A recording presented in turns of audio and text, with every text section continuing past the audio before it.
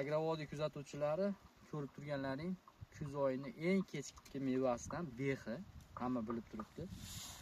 Olma bexi bu yetilgan sari yungi kamayib boradi. Mana hozir ko'rsatib qo'yamiz. Yaqqol ko'ribsizlar, tepasi mana yungli, ichkari tomonda mana kamayib ketgan.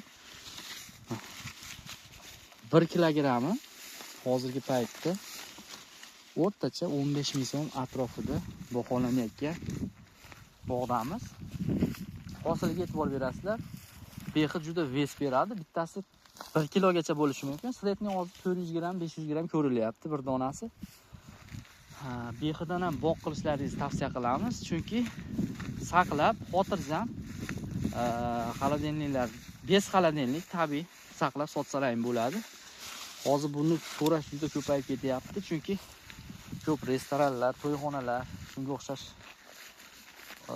nimalar so'rayapti. Bundan ham bir chiroyli ovqatlarga qo'shilyapti.